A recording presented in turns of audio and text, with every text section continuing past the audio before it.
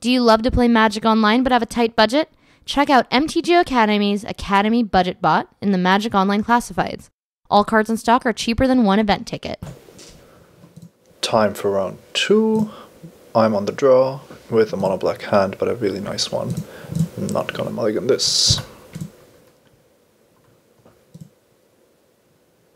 Turn 2, Flash Mad Seed or Furica's Cure, both available and really nice 5-drops already. So all this hand needs is a Read the Bones and then we are good to go. Almost feels like playing mono black in Constructed, except this is Flash Mad Seed and not Pack Rat. Powerless Helm, can't back except by Waltz. Let's go on the Warpath then. Not a card I expect in round 2 of an 8-4 draft, to be honest, but every card has its merits or its utility. So let's see which creature my opponent is going to put this on. Hopefully a 2 toughness one.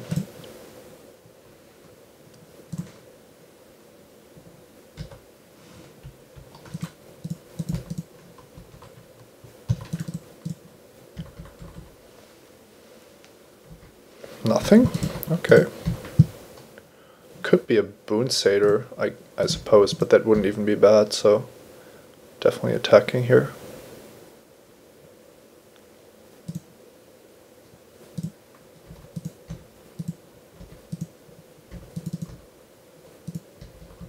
Nothing, that's really nice. Turn to Prowler's Helm and then no 3-drop, no 4-drop either.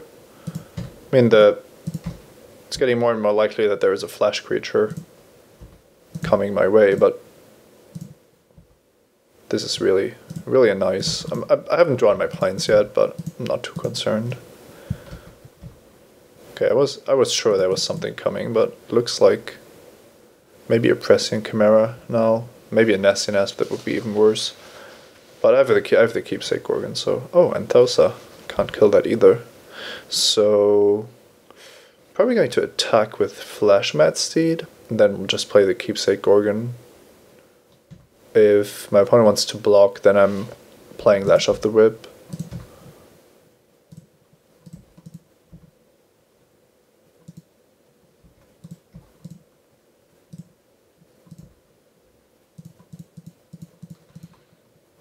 And Keepsake Gorgon is a pretty nice card to have here. There are a few cards that blow me out, but I'm not too scared of the heroic trigger right now. Deal of Thassa is okay. But now the thing is, do I get to kill Thassa with Keepsake Gorgon or not? That's the big question. Oh, it's probably getting equipped with Prowler's Helm, but that on the other hand means that the forests are just not doing anything on the offensive. Yeah, they're just casting Voyaging Satyr. So now I have a 5/6 Setessa to worry about, and I need 2 lands to activate the Gorgon. There's land number 1. I'm not gonna deal with this anytime soon, so I might as well focus on what I can deal with. So the thing is, I don't think it's too important to worry about my opponent's lands. If he wants to target this again and get some 2/2s, don't think that's too scary, because I have the 2 Furica's Cures. What I can do here is Furica's Cure Voyaging Satyr. On the other hand, that isn't really a creature I'm too concerned with. I'm gonna attack with Flash Mad Steed and hold back Keepsake Gorgon, because Keepsake Gorgon on its own is preventing Voyaging Satyr and all the possible lands to attack me.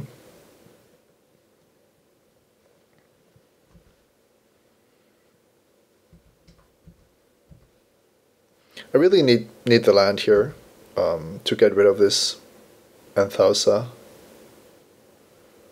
And that's an Arbor Colossus. Holy smokes. Yeah, that's a problem. So now I need the land to kill this and block this, or the other way around, depending on where the Prowler's Helm is. I can still afford to Furika's Cure the Voyaging Satyr if I want to do that. But to be honest, the Voyaging Satyr is not doing anything. Well, if this wants to monsterify, it might give my opponent the extra mana to re-equip. Let's just Furika's Cure. I'm really constrained on mana, so don't think there's a big disadvantage to doing that. I'm losing to Voyage's End really, really badly either way, so...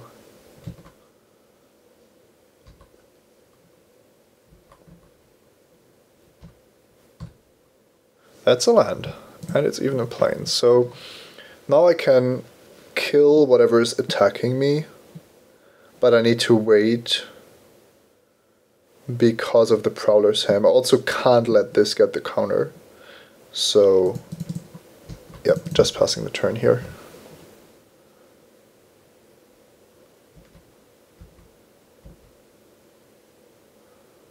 But that probably just means that Prowler's Ham is being equipped to Arbor Colossus. No, it's not. Interesting. Would have thought that was the line. Like I've said, Voyage's End kills me, Griptide kills me. But interesting decision not to move this. Either I'm completely dead here, my opponent drawing 3 and this getting bounced. Or it's looking kind of nice because I will trade with this and kill this with the trigger.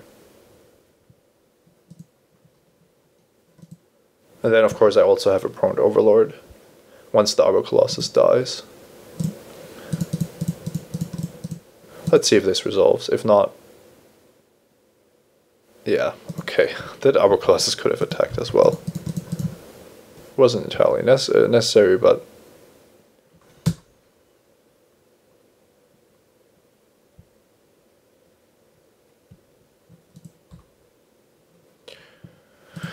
So had this worked, I think I would be in this game. Now I'm pretty much dead. I can show my opponent the Grey Merchant, but the Prowler's Helm just kills me here. Just gonna concede. That was a little bit too much. Only because of Voyage's End, but it was a good Voyage's End. Viper's Kiss is good against Arbor Colossus. Well, it leaves my opponent with a 5/5, but at least it can't be activated. I would love to have a couple of walls, but Mnemonic Wall on the splash isn't the card I'm looking for. So this Prowler's Helm is actually a problem for me. White-black is just not equipped to deal with it. On the other hand, I lost because of the power of the big creatures and the Voyage's End, and not because of the equipment, I think. So, do I want Viper's Kiss? I don't think so. Opponent is really slow, so I want my creatures. I want to get onto the board. I have a lot of reactive cards for cheap creatures already. So Viper's Kiss just... Well, Viper's Kiss does stop Voyaging Satyr, so I could actually replace either Last Breath or Furika's Cure with Viper's Kiss. Just because it is better against his late game stuff. I'm gonna take out the Last Breath then. Try it like this. Oh, one thing I could do is bring in Cavern Lampad as well. Could be the card I need to raise my opponent. Is it better than Tide of Fates though? I don't think so. I'm gonna leave it in the sideboard for now. Let's go first. And this is a fine hand. Nothing too exciting, but the Keepsake Gorgon. Once again. It wasn't enough last game, but what can you do?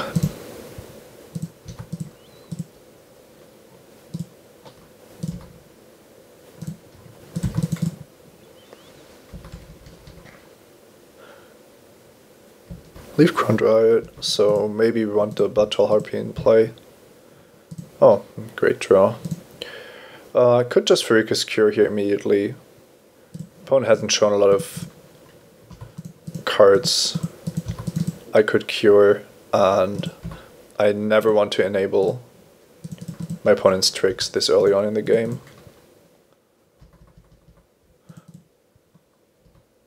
Also, the Harpy and the Leaf Crown Dryad wouldn't have traded favorably, and I can't be absolutely sure that I'm going to be the aggressor in this matchup.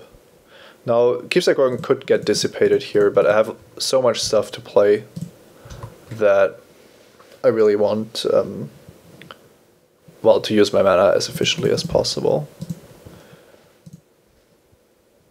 This Colossus is a problem, of course. 2 lands, one of them Temple of Silence. What do we think about this? Now, I definitely want to reach 7 mana, but the Temple is kind of awkward. If I play Temple with all these 3-drops in my hand, I'm not accomplishing what I want to accomplish, so I'm putting this on the bottom and this on top. And that allows me to cast another Read the Bones. With this pretty much doing it for me. The Harpy isn't going to be bad, and I need the land, so I'm not going to attack here. If my opponent plays the land, I'm probably just forced to block. It does give my opponent some value, but at least I'm not just running into bounce spells again. I'm just losing because of that. Could have generated some value, but like I've said, I really don't know if I'm just leaving myself dead to a Voyage's End once again.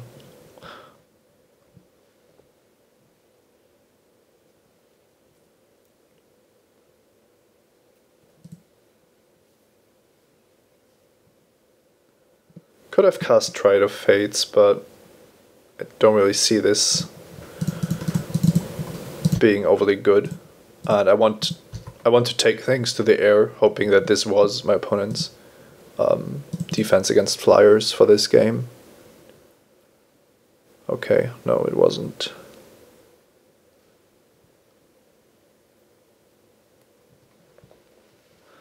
Bottom top. Sip of Hemlock. I will cast this.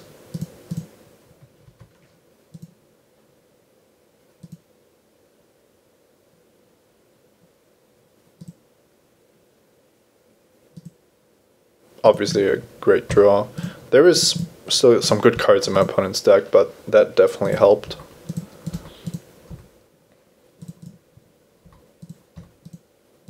My opponent also kept something on top, and now it's just passing the turn, which I don't quite understand. It could be a counter spell, so maybe I don't want this to get countered, but the Triad of Fates instead, or maybe even Flash Mad Steed. Yeah, let's see if my opponent has a counter spell. Yeah, probably does, but is holding it back. Oh, okay. Now Scholar is basically threatening lethal as well. Okay.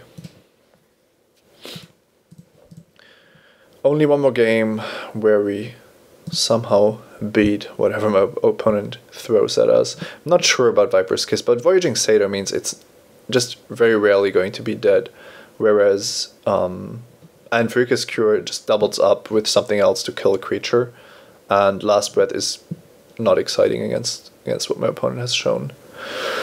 Opal and Unicorn could be an option instead of Triad of Fates, just to reach the big plays. But I'm still hoping that this is going to do its job at one point in the game. Let's see what happens here. Interesting deck by my opponent. A lot of powerful cards, but also a lot of well, lack of curve and not really doing much in the beginning of the game. So it isn't enough to just cast Arbor Colossus. You do need something else. So, oh wow, that's a big deal. I'm just gonna try to take advantage of my opponent not having a land here. Bouncing Bloodtor Harpy is fine. 2 more draw steps without a land, and now I'm not running out Emissary because I have a very reasonable shot at just bestowing this.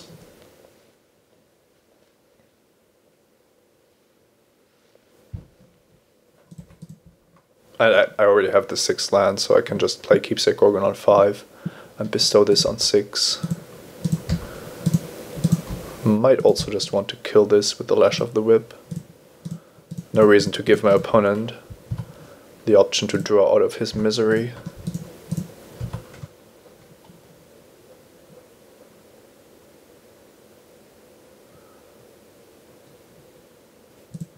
Coastline Chimera, yeah, so that means that this is just superb. Not discarding here, so I can just F6 because I'm not discarding if he blocks or if he doesn't block, but I'm still threatening lethal if I draw a creature, so that's kind of nice.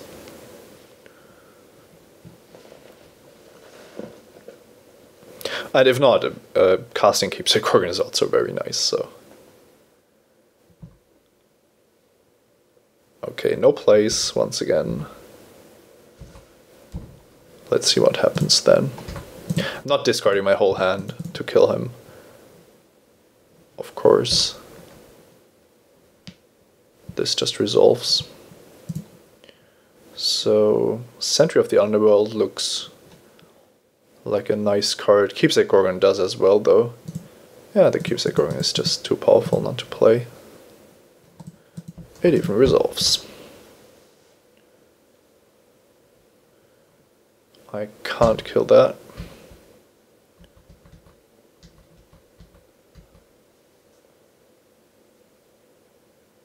So what now? Citizen Hero?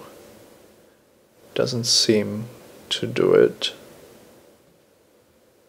Making the Chimera stronger is also not a good line of play against Keepsake Organ, so really interested to see what my opponent is planning here. There's some cards that are still really good. Sea God's Revenge comes to mind. But currently my board is looking really strong.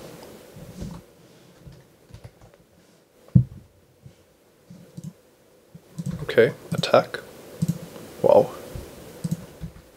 If my opponent attacks like this, I'm always thinking it could be Savage Surge, because there's no real reason to try to hit me for 3. Even if you don't want to block, this just leaves you dead to 2 creatures in my hand, which I happen to have, so if I didn't miscount, this is 5, this is 3, so my opponent goes to 4, discard these 2, and I spend 7 to kill the Nastian Asp.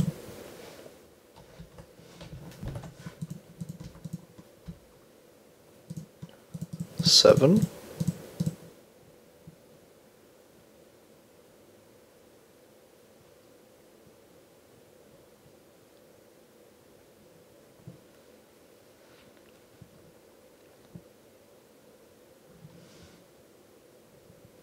Okay, kill this.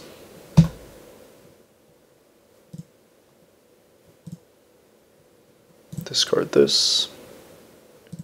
Discard this. And attack for 12.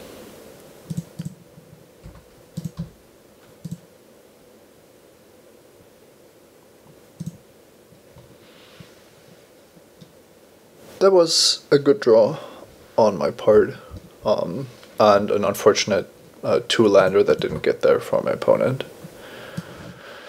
Quite the powerful deck we were facing, but looks like we ended up getting there. Game 1 was close, but the Voyage's End just demolished the Keepsake Organ completely, so happy to win this one. See you next round.